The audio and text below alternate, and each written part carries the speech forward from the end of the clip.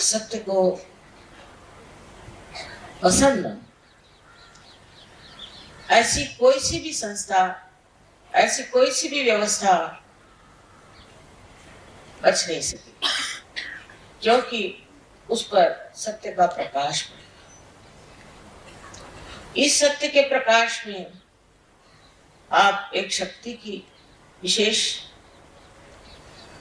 प्रकृति देखिएगा, उसकी एक विशेष आकृति देखिएगा।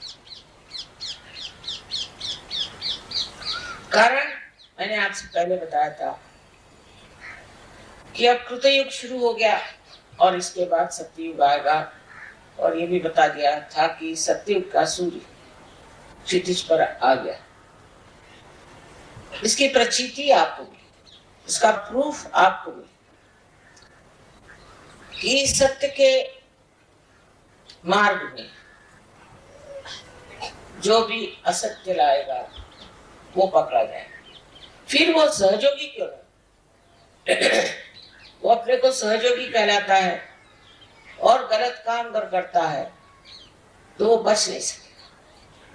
उसको आज तक सत्य ने बताया, बचाया, संभाला, उसकी रक्षा कर। लेकिन अब इससे आगे उसमें शक्ति नहीं, सहज में वो शक्ति नहीं है कि वो सत्य के आगे ऐसे लोगों को बचा सके जो सत्य का तमगा लेकर सके। सत्य में सबसे बड़ी शक्ति आपसे मैंने कल ही बताया था कि प्रेम की है, परसों। प्रेम की शक्ति सबसे बड़ी। प्रेम का मतलब अहंकार रहित, किसी अपेक्षा के बगैर, किसी भी एक्सपेक्टेशन के बगैर प्रेम का अव्याहत साम्राज्य फैलाना, ये शक्ति कार्य करेगी। किंतु ये जो शक्ति चैतन्य की है वो आपके ही माध्यम से कार्य कर सकती। अगर चैतन्य स्वयं ही इस कार्य को कर सकता तो आज आप लोग सहयोगी नहीं बनते और सहयोगियों की कोई जरूरत ही नहीं रहती। लेकिन आज जो सहयोगियों की जरूरत आप समझ रहे हैं कितनी है कि सामूहिकता में सहयोगी तैयार हो रहे हैं। इसका कारण यह है कि चैतन्य का वहन, उसका चैनल आप लोग। अब इस वहन करने वाली जो धाराएं हैं उनको समझ लेना चाहिए कि आपको किसी भी गलत काम की ओर नजर तक नहीं उठाना चाहिए, क्योंकि आप स्वयं शक्ति से संचालित हैं। आप में हर तरह की शक्ति वहन हो रही है, तो वही शक्ति आपको शक्तिवान, बलवान, हर तरह से समृद्ध और स्वस्थ बना सकती है। आपको और किसी चीज का आलंबन करने की जरूरत है। जैसे ही आप दूसरे किसी चीज का आलंबन करेंगे आप गिर जाएंगे। जैसे मैंने देखा है कि बड़े बड़े लोग होते हैं जो अपने को बड़े कहलाते हैं, वो खबर भेजेंगे कि हमें माँ से मिलना है, हम उनसे स्पेशली मिलना चाहते हैं। कोई स्पेशल विशल होते नहीं है पर हमको मिल। अब मना करो तो लोग कहते हैं माँ वो बहुत सताए, तो मिल ही लीजिए उनसे। अब सब गिड़गिड़ाहट कहते हैं अच्छा भाई, 3 बार कहेंगे वो आने वाले हैं, वो आने वाले हैं, सब उसके इश्तहार लग जाए और वो आएंगे, पार हो जाएंगे और ठीक भी हो जाएंगे। उसके बाद वो पूछेंगे भी नहीं, क्योंकि वो समझते नहीं कि सत्य की शक्ति कितनी जबरदस्त।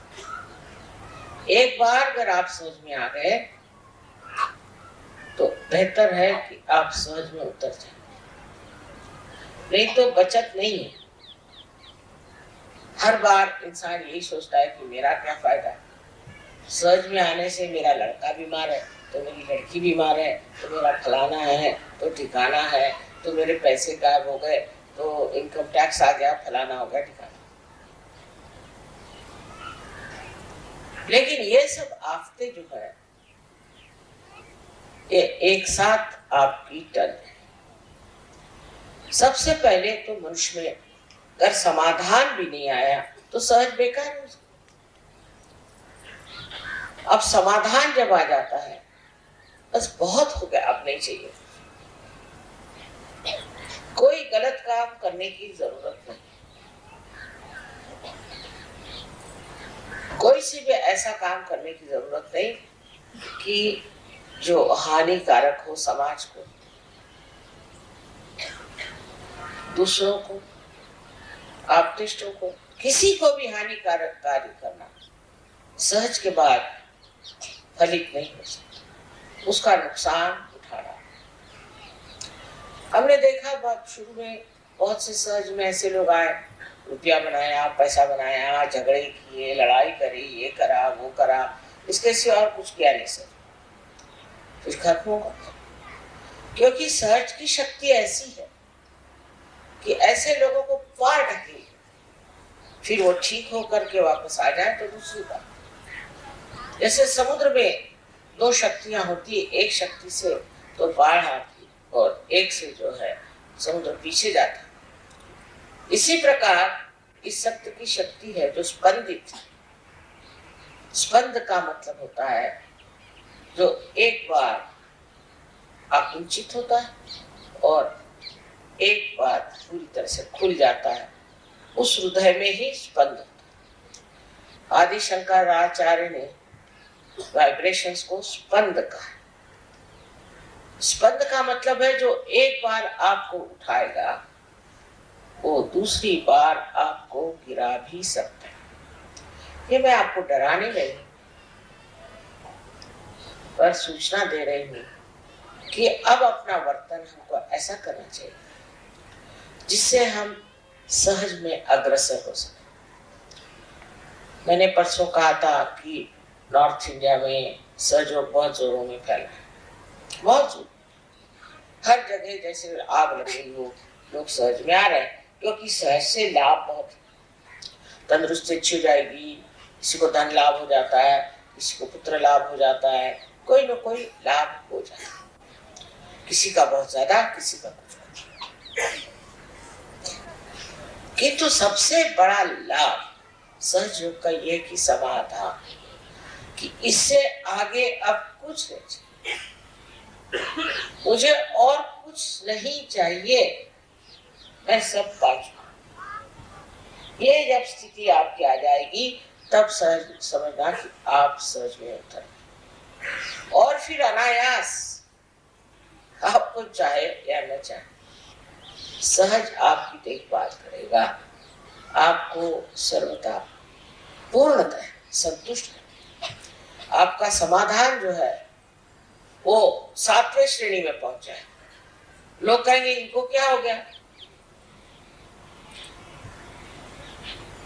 ये क्यों इस तरह से निरीक्ष हो गए, इनको क्या किसी तरह का संन्यास मिल गया, तो कोई परवाह नहीं। एक बार हम अमेरिका में गए थे, वहां एक दुकानदार स्त्री थी, उसको हमने जागृति थी तो कहने लगे कि माँ कमाल। जागृति के बाद मुझे कुछ याद ही नहीं रहता, पहले मुझे हर एक दुकान की हर एक चीज, कौन सा चीज आई, कौन सी चीज गई, क्या मिला क्या नहीं मिला, हर एक बात की मुझे पूरी परवाह रहती थी और हर एक चीज मैं लिख लेती थी।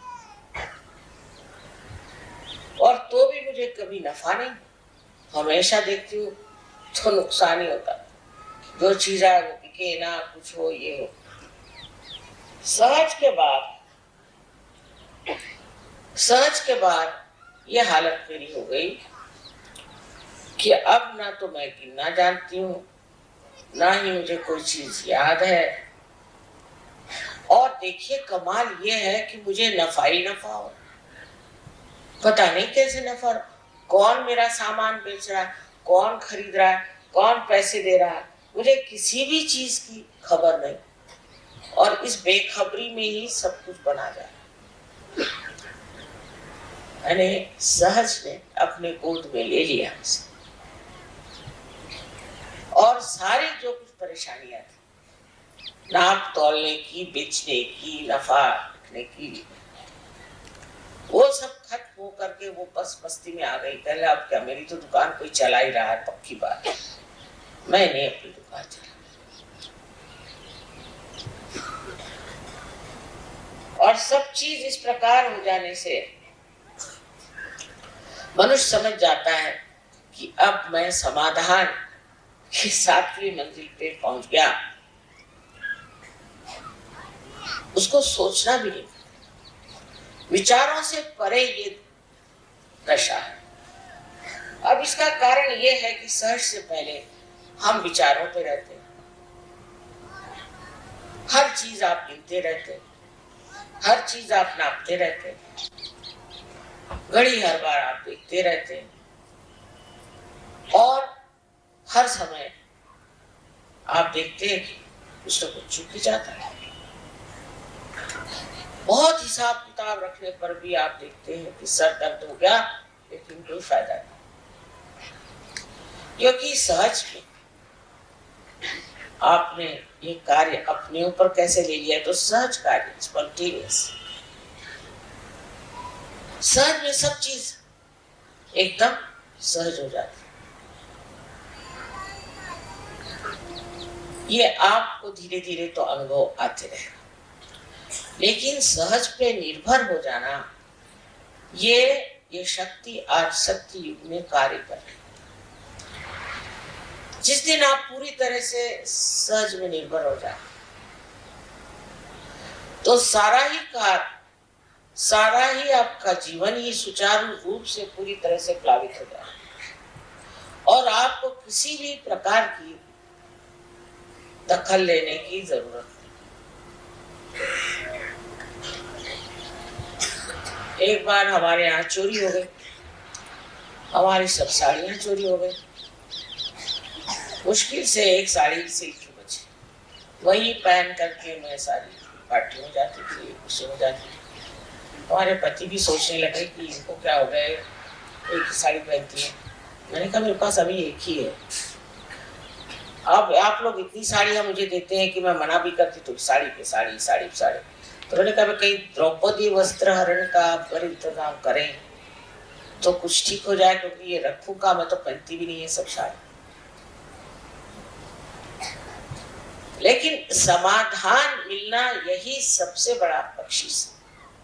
अब समझ लीजिए, हमें कोई चीज पसंद आई और उसके लिए हम दौड़ रहे हैं कि हमें ये चीज चाहिए, वो चीज चाहिए, जरूरी चाहिए, उसके लिए मरेंगे, वही चीज लेनी है हमने, वो देखिए हमें पसंद नहीं है, मर मुड़ा के भी कर्जा लेके ली चाहे जैसे, और उसके बाद उसके और देखते नहीं, फिर दूसरी चीज की ओर देखने लगे। जो चीज पाई उसी का सुख, उसी को देखना नहीं।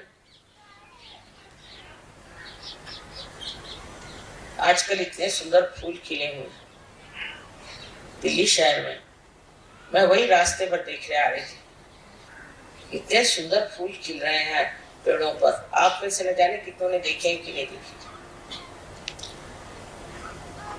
अब ध्यान का,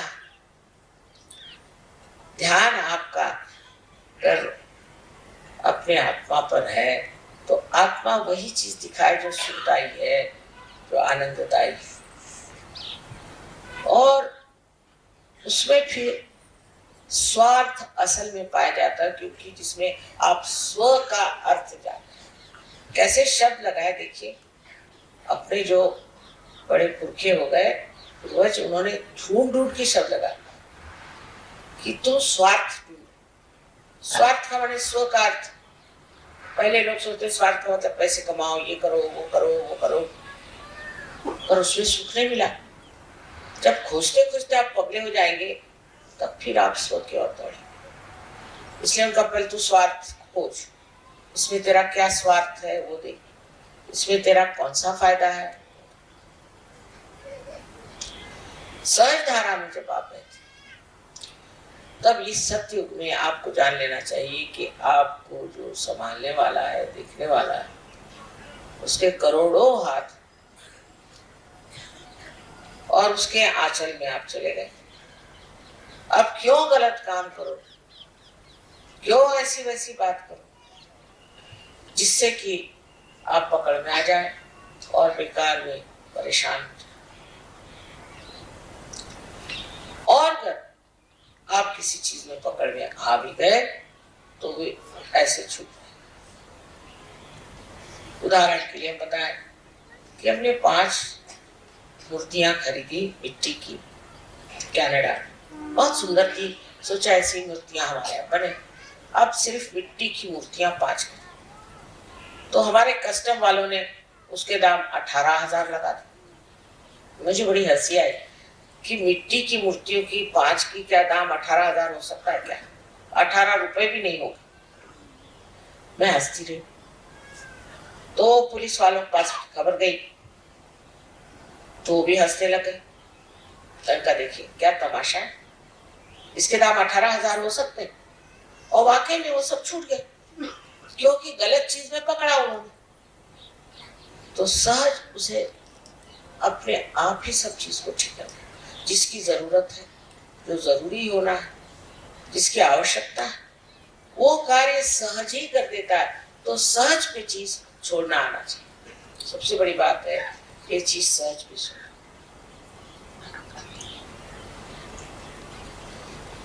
बहुत सी बातों में हम देखते हैं कि लोग बेकार में परेशान, बेकार में परेशान, और इस परेशानी का मतलब ये है कि अभी वो सहज।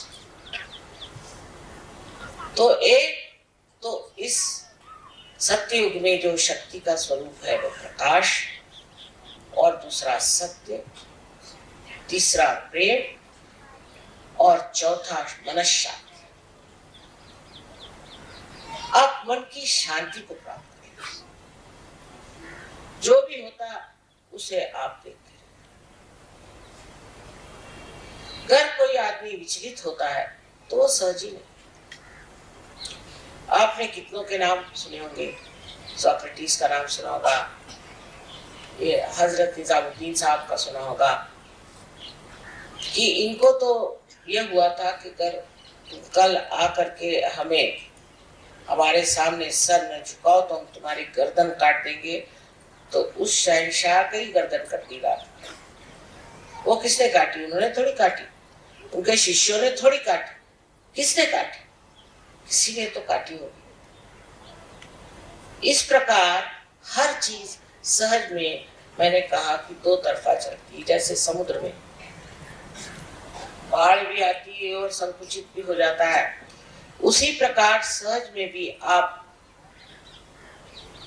2 शक्तियों के द्वारा देखे जाते हैं। पहली शक्ति से बढ़ावा और दूसरी शक्ति से आपको निकाल दिया जाता है। एक बार सहज से आप निकल गए तो फिर हमारा आपका कोई सरोकार नहीं, हमारे ऊपर आपका कोई अधिकार नहीं। कोई भी आपको अगर हमारे पर अधिकार जताना है तो पहले सहज में घुल मिल लेना चाहिए। जैसे स्वर्ण है, तब करके जब वो कुंदन हो जाता है तो उस कुंदन में ये शक्ति आ जाती कि वो हीरे को पकड़ लेता है। कुंदन में जब आप हीरा बिठाते हैं तो उसके लिए कोई भी ऊपर से टाका लगाने की जरूरत नहीं, कोई चीज से पकड़ जरूरत नहीं। वो कुंदन, इतनी मुलायम चीज कुंदन, वो पकड़ लेता है हीरे को। हीरे से बढ़ के और कोई कठिन चीज संसार में। इसी प्रकार आपका भी कुंदन हो सकता है, और वो कुंदन में आप देखेंगे कि आपके अंदर समाधान की शक्ति है। समाधान में विचार नहीं, विचार से परे, सहयोग से आप बुद्धि से परे, भावनाओं से परे, गुणातीत एक ऐसी दशा में है जहां कोई विचार नहीं, कोई विचार।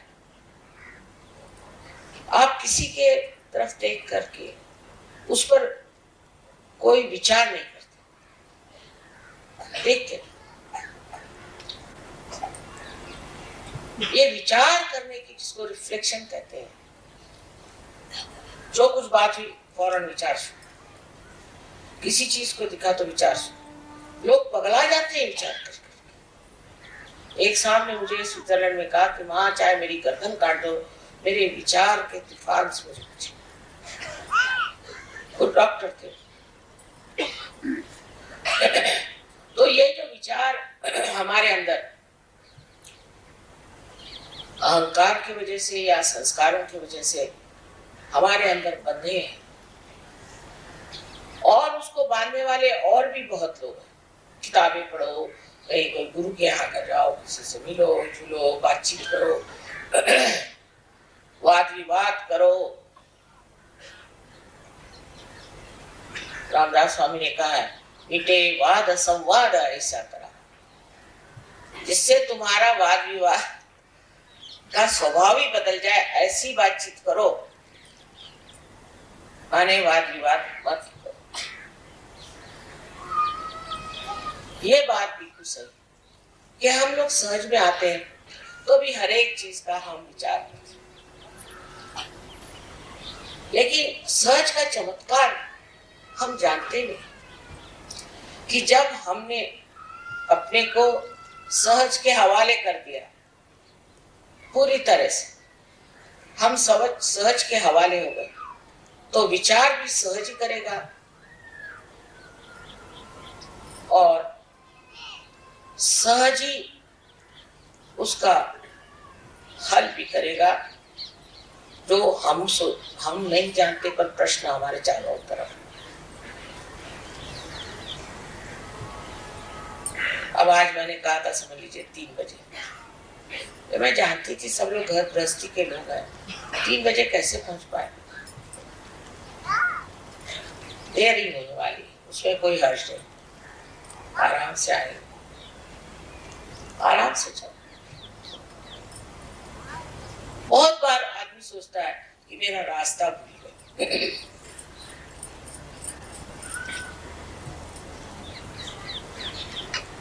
और वो परेशान है, कहाँ से रास्ता ढूंढूं, किससे पूछूं, क्या करूं, मेरा रास्ता रह गया, ये है।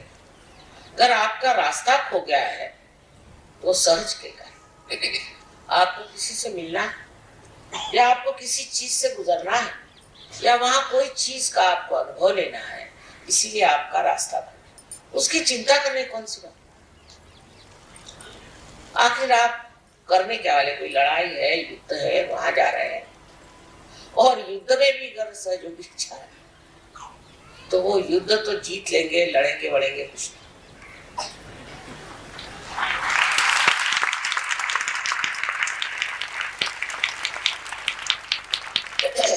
सत्य में विचार की शून्यता आने से मनुष्य जान लेता है कि विचार जो है वो शक्ति ही, और जहां जहां जिन देशों में बहुत लोगों ने विचार पे निर्भरता रखी, जैसे अमेरिका का देश है, तो फ्रॉइड जैसे गधे आदमी पर, गधे से भी ज्यादा करने से मुझे इतनी गालियां नहीं आती, ऐसे महामूर्ख दुष्ट आदमी को उन्होंने भगवान माना, और हर समय वो ये सोचते हैं कि हमको आनंद उठाना चाहिए, और हर आनंद ऐसा बनाया हुआ है कि उससे वो नष्ट हो जाए। हर एक चीज, जो उनकी कोई चीज ऐसी है ये नहीं कि जिसमें नष्टता की भावना नहीं, और जब तक वो नष्ट नहीं होते तब तक वो सोचते नहीं कि उनके आनंद की परिसीमा हो। जैसे उनके खेल देख लीजिए, पहाड़ों पे जाएंगे, वहां स्कीइंग करेंगे और टंगियां टूटेंगी, किसी की किडनी गाया, किसी का कुछ, अब सामने दिखाई दे रहा है और वहीं जाएंगे। हमारे नसीबी जहां रहते थे वहां एक चर्च होता था और चर्च के पास एक पब भी, दोनों साथ से। अब जो लोग पब में जाते थे वो देख रहे हैं कि अंदर से लड़खड़ाते हुए लोग आके नीचे जमीन पर गिर रहे, और ये क्यों लगा के अंदर जाते थे कि हमें भी ऐसे बनाओ कि हम भी लड़खड़ाते हैं। यानी विचार से अकल मारी जाती है। ये अकल से जो जो काम किए गए मनुष्य ने, अहंकार, वो सब गलत हो गया। इसी से उनका भोग हम लोग उठा रहे हैं। लेकिन अगर आत्मा के प्रकाश में तो कोई कार्य करते, प्रकाश में कोई सा भी कार्य सुचारू रूप से ही होता है, ठीक ढंग से होता है, समझदारी से होता है। लेकिन ना सूझबूझ ना समझदारी इस विचार में है, क्योंकि इसमें वो चेतना ही नहीं। तो आज जब सत्य का समय आ गया और जब हम सत्य के मार्ग में चलकर, तब पीछे मुड़ के देखने की कोई भी जरूरत नहीं, क्योंकि आपके साथ सबसे बड़ी शक्ति प्रकाश, आप प्रकाश में, और प्रकाश भी ऐसा जिसमें आपकी छाया नहीं, आगे भी प्रकाश, दोनों तरफ प्रकाश और पीछे भी प्रकाश। लेकिन ये प्रकाश की ज्योत आपको पूरी तरह से प्रज्वलित करने, उसके लिए छोटा सा मार्ग मैं बताती हूँ कि आप सब लोग ध्यान करें। वो भी नहीं होता, विशेषकर स्त्रियों के लिए कहा जाता है कि ये लोग ध्यान में आए। सारा चित्त, खाना बनाना, बच्चों में, इसमें उसमें टिपटा। आश्चर्य कि औरतों को तो सबसे पहले ध्यान करें, क्योंकि वो समाज की शक्ति। पहले स्त्री का सबसे बड़ा कार्य यह है कि वो समाज को बनाए। ये नहीं कि वो कोई कहने लगे कि रशिया में औरतें मोटरें चलाती हैं और ट्रेनें चलाती हैं और वो एरोप्लेन चलाती हैं, तो उन्होंने कौन सी बड़ी बारी कमाल कर दी। अपने आदमियों को नौकरी नहीं, आप लोग क्यों चाहते हैं कि मोटरें चलाएं और टैक्सी चलाएं? आपका कार्य समाज को सुव्यवस्थित करना है, समाज को आपको बनाना है, और उसके लिए एक समाधानी बुद्धि, एक सूझबूझ होनी चाहिए। और इस सूझबूझ के साथ एक स्त्री के लिए विनम्रता होनी चाहिए। नम्रता स्त्री में नहीं हो तो वो मर्द हो गई। वो अगर हावी हो जाए और हर चीज में वो सोचे कि मुझे आदमी से मुकाबला करना है, तो गलत बात है। ये भी कोई मुकाबला करने की चीज है? आप स्वयं शक्तिशाली हैं, आपको क्या जरूरत है किसी का मुकाबला करने? मैं बार बार इसलिए कह रही हूँ कि जिस जिस देश में औरतों ने सामाजिक स्थिति का भार अपने सर पे नहीं लिया, वो देश आज डूब रहे हैं और खत्म हो जाए। अपने बच्चों को संभालना, घर में व्यवस्थित रहना, ये बड़ा भारी कार्य है। हाँ, अगर जरूरत पड़े नौकरी कर लीजिए, पर जैसे आदमियों के लिए मैं कहते कि अच्छा ठीक है, आप लोग अगर खाना बनाना चाहते तो बनाए, कोई हर्ष नहीं, सीखना चाहिए, पर वो उनका मुख्य कार्य है। इसी प्रकार स्त्री के लिए जरूरी है कि वो अपनी शक्ति को प्रज्वलित करे, और इस देश की औरतों ने ही यहाँ का समाज रोका है, ये मान लीजिए, लेकिन जबरदस्ती से, प्रेम से, और वो भी प्रेम निर्वाच्य। इस देश में ऐसी ऐसी औरतें हो गई हैं, कन्यादायी, जिसने अपने बच्चे को युवराज को बचाने के लिए कटवा दिया, ऐसी ऐसी इस देश में औरतें। लेकिन ये इतिहास मात्र। मैं कभी फॉरेन में बताती हूँ कि पद्मिनी ने 3000 औरतों के साथ जोहार किया, तो वो विश्वास ही नहीं करते, ऐसे कैसे हो सकता है? मैंने कहा थी हमारे देश में ऐसे। आज उन्हीं के बलबूते पर हम लोग आज तक टिके हैं। ये तो जिस तरह का अंधकार इस देश में चला हुआ है, ये कब का खत्म हो गया था। उन्हीं की पुण्याई पर आज हम लोग चल रहे हैं। वही पुण्याई आज इस सतयुग में एक विशेष रूप धारण करके सामने, उसका चमत्कार आप देखिए। रोमानिया की लड़की कल कैसे गाना गा रही, इन्होंने कभी अपने सरगम तक सुने नहीं, कुछ इनको शिक्षा नहीं मिली। कल वो बता रहे थे बड़े वादक कि साहब इसके लिए तो सालों तपस्या करने पर भी हाल नहीं आता, ये कहां से कैसे होगा? चमत्कार ही है ना। आपके भी जीवन में सहज के बाद अनेक चमत्कार है, पर तो भी आप अपने विचारों पे ही निर्भर रहे। तो उस पर भी रामदास जी ने कहा अल्पदारिष्ट पाए। परमात्मा का तो अच्छा तेरा थोड़ा सा जो धीर चला है कर, तो जो करना है प्रयत्न। तो सहज में घूमने के बाद एक बड़ी मस्ती है, बहुत बड़ी मस्ती। जब मस्त हुए फिर क्या बोले, उस मस्ती में आ जाए। फिर इसका मतलब ये नहीं कि आप पागल जैसे बोले, इस मस्ती में आप कर्तव्य परायण हो जाते और उसके लिए आपको शक्ति मिलती। अगर आप शक्ति चाहते हैं तो उसके लिए पहले सबसे पहले सहज में आप पूरी तरह से सब दुनिया भर की चीज छोड़। आप किसी को पैसा चाहिए, किसी को सत्ता चाहिए, किसी को ये चाहिए, किसी को वो चाहिए। जिसने कह दिया मुझे कुछ नहीं चाहिए, अब हो गया, चाहत सब खत्म हो गई, तब फिर परम चैतन्य सोचता है अच्छा तेरी चाहत मैं पूरी करूं। फिर उसकी चाहत आपकी चाहत, वो ऐसे ऐसे चमत्कार करेगा कि आप हैरान हो जाएंगे। हमने तो सोचा भी नहीं ये कैसे होगा, ये कैसे बन गया।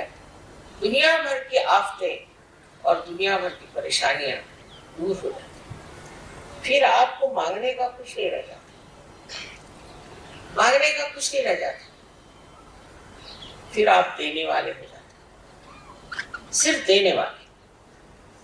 मांगने का क्या, मांगने का तो वही करेंगे जिनके पास कमी रह गई और जो समाधान के सागर में डूब गए, वो क्या मांगेंगे। चारों तरफ देख क्या करेंगे, ये क्या करेंगे, इसकी क्या जरूरत। पर इसका मतलब नहीं कि आप संन्यास्त हो जाएं और जंगल में। इसमें हमारे यहाँ राजा जनक का बड़ा सुंदर वर्णन है। उनको विदेही कहते, वो राज्य करते थे, उनके सामने नृत्य होता था, संगीत होता था और उनके बड़े भारी प्रोसेशन निकलते थे, सब कुछ होता था, पर उनको लोग विदेही कहते थे। तो एक शिष्य ने, नचिकेता ने अपने गुरु से कहा कि जब वो आते हैं तो आप क्यों खड़े हो जाते हैं? पहले वो हमसे बहुत ऊंची, आपको पता। कहा कैसे? पहले हमने तो सब संसार छोड़ के संन्यास्त भाव लेकर के फिर कुछ अनुभव, ये तो बगैर छोड़े ही उसमें बसे। तो छोड़ने का है क्या? अगर आपने पकड़ा है तो आप कहेंगे कि मैंने इसे छोड़ा, उसे छोड़ा, उसे छोड़ा, पर जब पकड़ा ही नहीं तो छोड़ेंगे क्या? वो पकड़ हमारे अंदर जो विचारों से, चाहे संस्कारों के कारण और अहंकार के कारण अगर जाती नहीं है तो इसका मतलब अभी आप सहज में उतरे नहीं।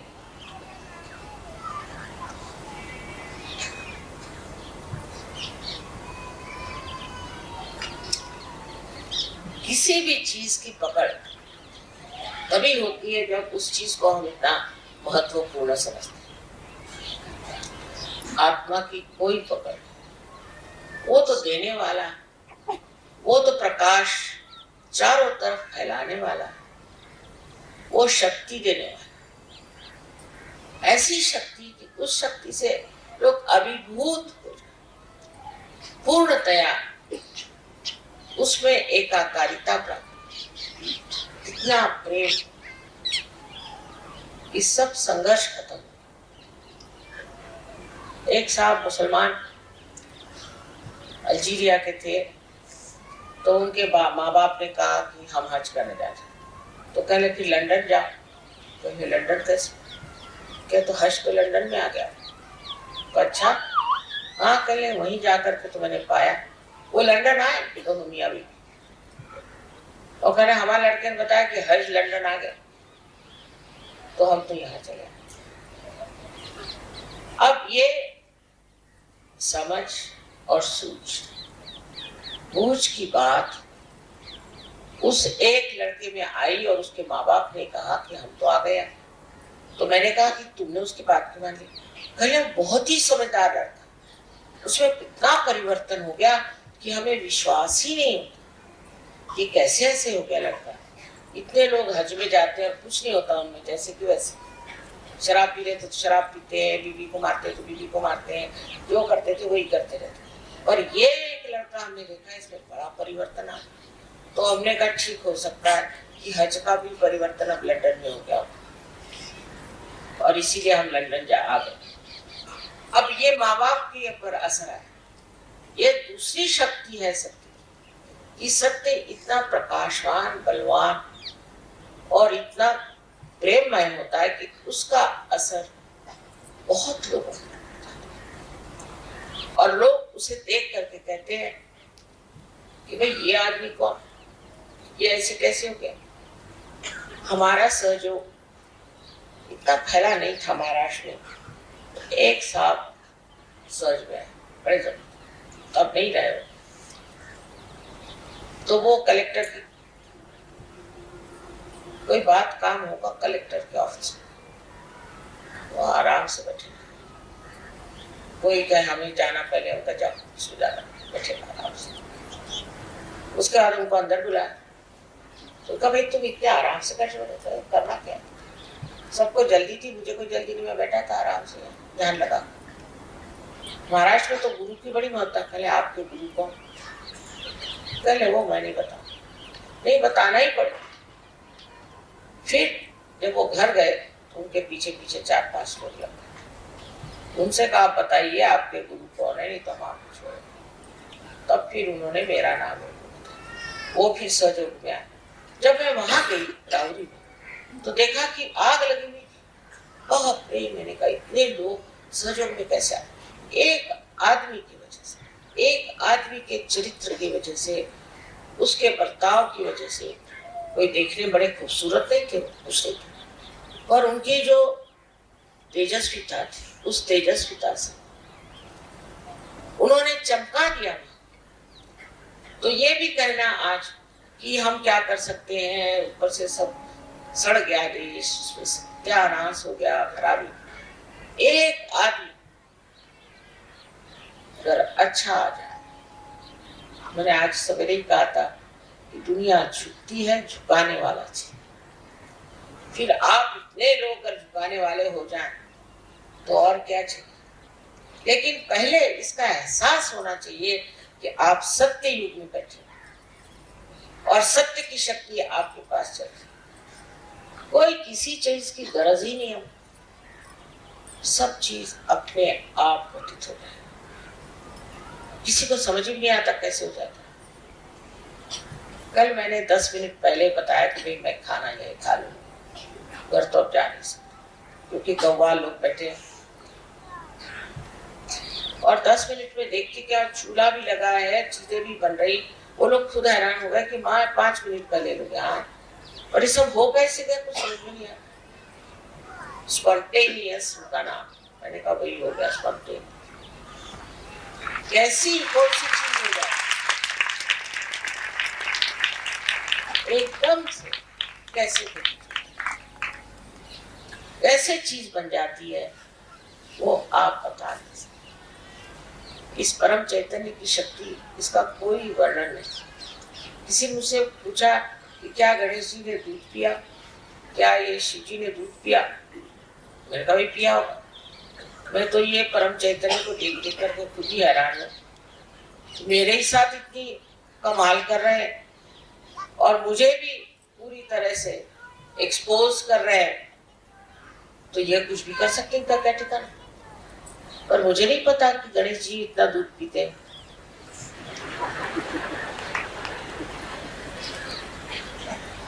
बहरहाल, तो अब चीज पे आश्चर्य करने के सिवाय और कुछ रह गया। जैसी जैसी बातें हो रही हैं आप देख रहे हैं, उस पर भी आप अपने ऊपर निर्भर है तो ठीक है, चल ले।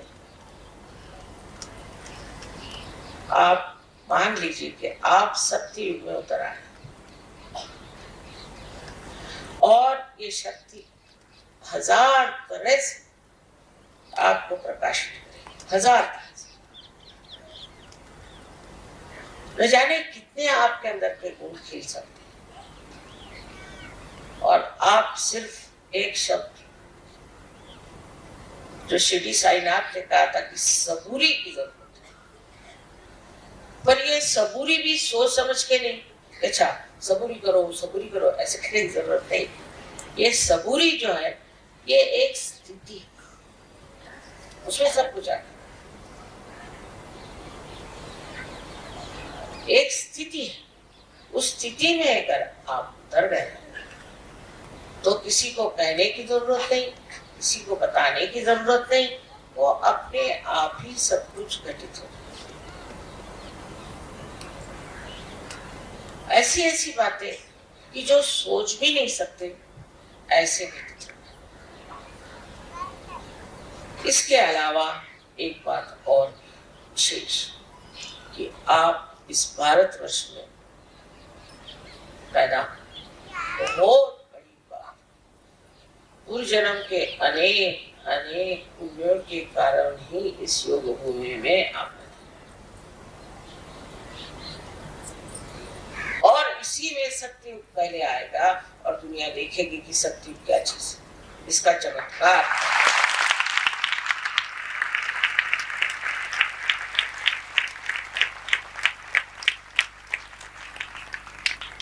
लेकिन आप ही मशाले, आप ही ज्योत, आप ही को ये प्रकाश देना,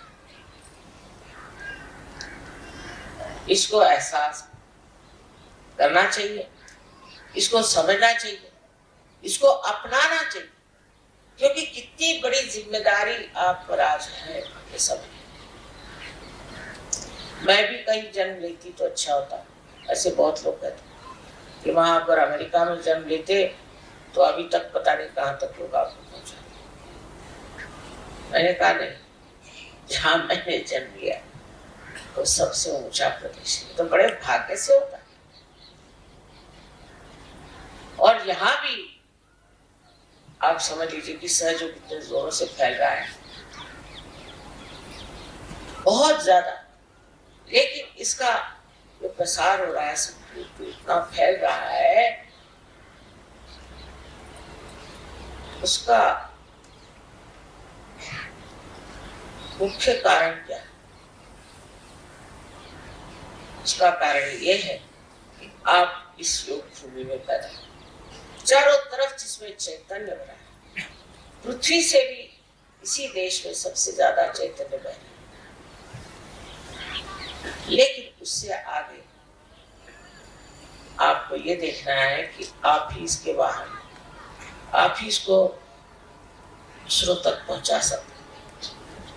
अब भी मैं देखती हूँ कहीं ना कहीं कमी है, उसको ठीक करिए, उसके पीछे पड़ के उसे ठीक करिए, किसी तरह से ठीक करिए। मुझे ये चीज ऐसी करनी है कि शरीर, ये बुद्धि, मन, अहंकार आदि वगैरह जो उपाधियां हैं, उनसे मुझे अपने को बिल्कुल खालिज कर देना, साफ कर देना, और तभी ये देश का उत्थान, बहुत बड़ा भविष्य इस देश का। और जो ये कहते हैं कि देश बहुत खराब हो गया है, इसमें ये खराबी वो खराबी, मैं कहती हूँ कि जो सबसे कठिन समुद्र होता है उसमें वही जहाज चल सकते हैं जो मजबूत होता है। इसलिए आपको और भी मजबूती ज्यादा करनी चाहिए। एक तरफ आप देखते घोर अंधकार है, तो दूसरी तरफ ये होना चाहिए कि महान प्रकाश में ऐसे आपके जीवन लोगों के सामने तक इस बड़प्पन को पाने के लिए कुछ करना नहीं, भक्ति से, पूर्ण भक्ति के साथ आपको ध्यान, ये जरूरी चीज है। प्रेम से, भक्ति से आप ध्यान, और फिर जो भक्ति में आप पाइएगा वो एक ऐसी असाधारण व्यक्तित्व की प्रतिमा होगी कि लोग कहेंगे साहब ये आए कौन, ये कहां से आए, ये स्वर्ग से उतर से आए हैं कि ये कौन है।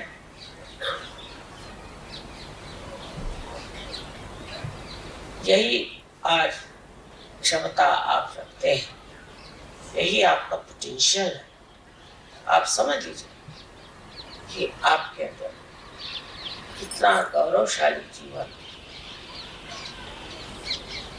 उमला रहा है, उसे जताइए। सब दुनियादारी को छोड़िए, उसके पास मोटर है तो मेरे पास मोटर नहीं, उसके पास फलानी मोटर तो मेरे को क्या करने का है, इसमें क्या रखा है। आपको आश्चर्य होगा, मुझे तो मेरे मोटर का नंबर नहीं मालूम, वो तो छोड़िए, मुझे उसका कलर भी नहीं मालूम, मुझे उसका मेक भी नहीं मालूम, वह रुपया भी नहीं गिन सकती। और तो मुझे आप 10 रुपए दे दीजिए तो शायद गिन लूं, पर 100 रुपए देंगे तो गिन नहीं सकता। मैं बैंक का चेक नहीं लिख सकती, कुछ नहीं कर सकती, बिल्कुल निष्क्रिय, कोई भी कार्य नहीं कर सकती और सारा कार्य हो रहा। देखिए आप लोग, आप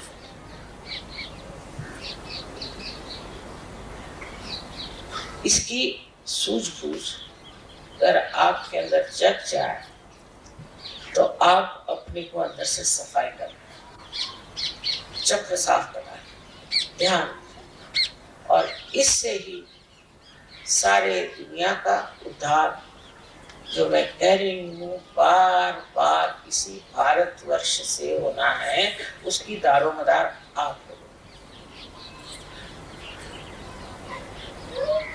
तो आज के इस शुभ अवसर पे आप मन में सत्य के रास्ते पे खड़े सब देखिए कितना चमत्कार है। अरे अगर आप इस रास्ते पे नहीं है तो सत्य आपकी मदद कैसे करेगा। अगर आप गली कूचों में घूम रहे हैं या इस ट्रैफिक में फंस रहे हैं तो सत्य आपकी कैसी मदद करेगा।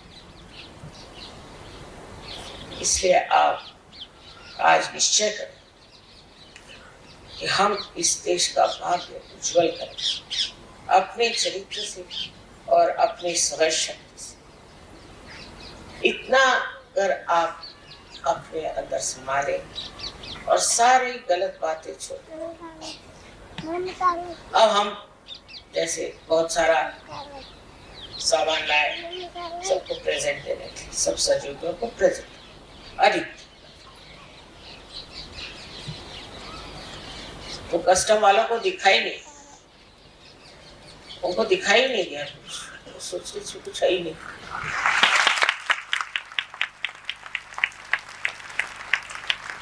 क्योंकि उसके प्रेम का आवरण कैसे दिखाई दे, कैसे पकड़े, दिखाई नहीं, अदृश्य हो। क्योंकि इतने प्रेम से परदेसी भाई आपके लिए कुछ सामान लेके आए, तो इसमें कस्टम क्या देना। प्रेम का कोई कस्टम होता है, कोई व्यापार करने तो आया नहीं है। और देखिए कि कमाल है, और वो बड़े विश्वास के साथ हमें मालूम है, कस्टम वाले देखते ही नहीं, वो दिखाई नहीं देता क्या होता है पता नहीं। एक देवी जी ने यहाँ ऐसी एक चांदी की थाली ली, तब चांदी एक्सपोर्ट अलाउड है, उसको नहीं मालूम, बेचारे फॉरेनर्स को यहाँ के तो रोज ही लॉज बदलते रहते, तो उसने चांदी की थाली अपने बक्से में रखी और ले जा रही थी, क्योंकि तू जाए। तो कस्टम वालों ने खोला, ऊपर ही मेरा फोटो था, तो उन्होंने नमस्कार करके बंद कर दिया।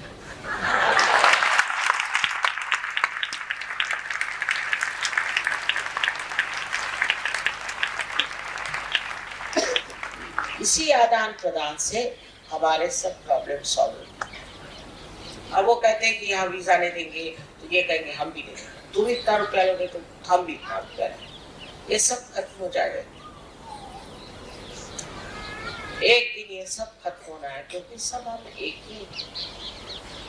ये सारा विश्व एक है, लेकिन मनुष्य के दिमागी जमाखर्च से ये अलग अलग हो गया। यही बात धर्म की है, यही बात हर एक चीज की है कि दिमागी जमाखर्च से इंसान अलग अलग इसमें बट गया। और सहयोग सब का एकत्रीकरण ही नहीं है, सिर्फ समन्वय ही नहीं है, और समग्रता है। सबके तत्व को एक साथ बांधने वाली ये शक्ति आज चलायमान है, उसका आप सब लोग उपयोग करें, क्योंकि ये आप ही के अंदर से प्रकटित होता है। आप सबको अनंत आशीर्वाद। कुछ समय ध्यान में बैठते हैं।